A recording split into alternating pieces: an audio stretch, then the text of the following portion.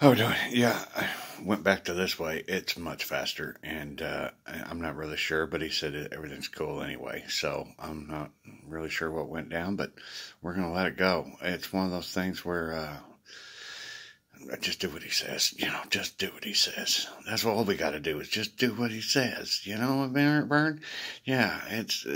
And to be perfectly honest with you, I'm more comfortable this way anyway. I'm kind of used to just staring at my stupid face while I do this and right here and doing this gig. So I'm gonna just continue on doing my gig the way I do my gig. But anyway, the one thing. That as we were talking on that last bit about military budget, yeah, and the manpower. I mean, I can't remember that number. It was like 200,000 or 200 million people in the Chinese army alone. I mean, dude, that's a lot of manpower to stand there and hold a gun. Really? I think we could find something better for them boys to do. I do. I really do. And I know we got a few ourselves that, yeah, they march. Yeah.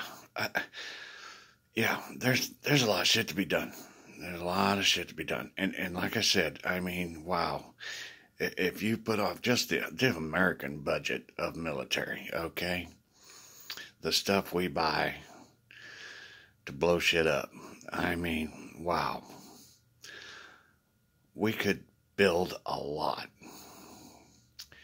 and still have money left over because we wouldn't have enough hands to do all the work that we would need factories and supplies to keep all these people working and yeah, that's kind of that's what he wants us to work towards. That's the mission here. Let's figure out a way where everyone decides yeah, if we cross off this military budget, yeah, I think we could really do some stuff here at home. Yeah, let's just, let's figure out what we really need to fix. And every country do the exact same thing. It'd be awesome. Those guys over there in North Korea, man, I know those rockets are expensive. Dude, one of those things, man, you guys could have an electrical grid and have lights on your streets at night. I yeah, I think it is a good idea.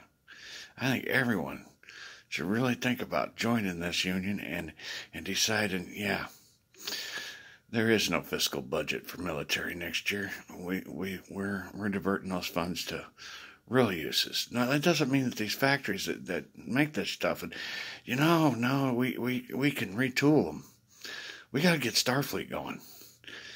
And there's a lot of equipment that needs to be made so that we can do this construction work.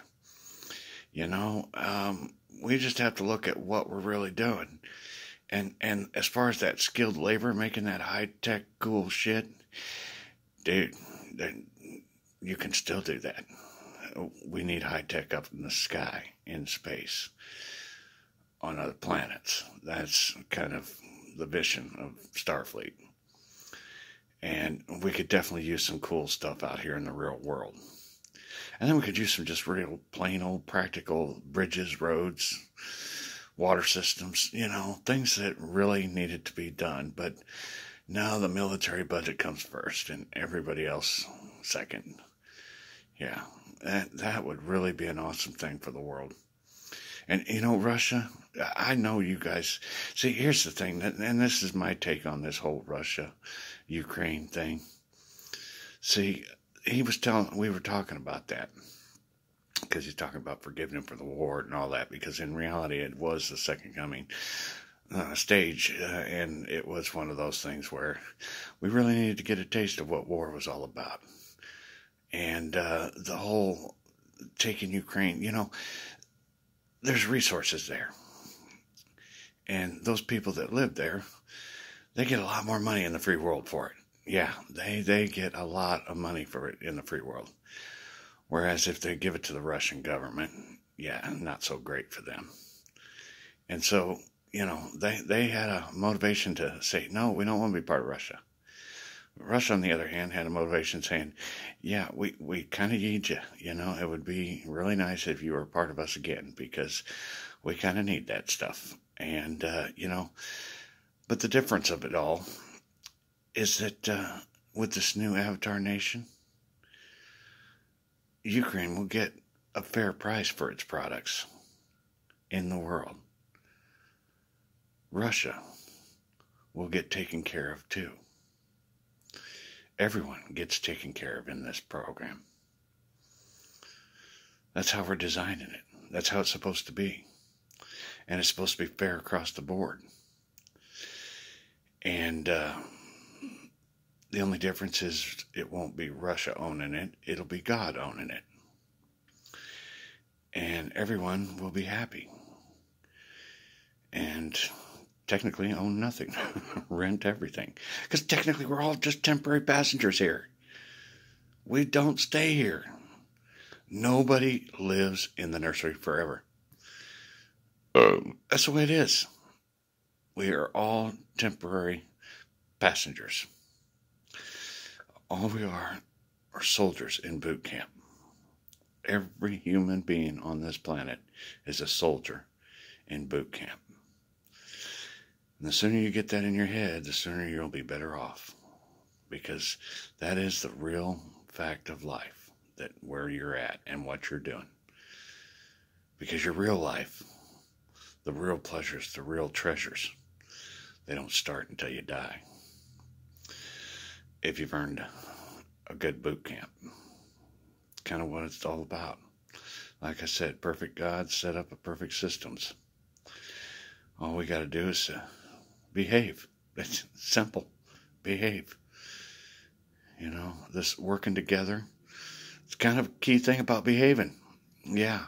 You know, we really have to think about what we want to do with our lives. And if we want to be part of the team. That's what we need to get out to the world. And we need the world to understand. All countries. It's about the team. We're a patriot of Eden. We're all one team. Or we will be soon. I really think soon. I don't know. We're talking big things, but I don't know exactly because you know, I get these awesome things going and then he takes them away. It sucks for me. It really does. But anyway, I gotta let you go and get back to the music, and I need you to think about this, because this whole military budget, it's our Achilles heel. It's what's killing the world. All the money that every country spends on military. That's a lot of money. And if we really think about it, we're actually rich. We just didn't know it. We just wanted to buy some more planes.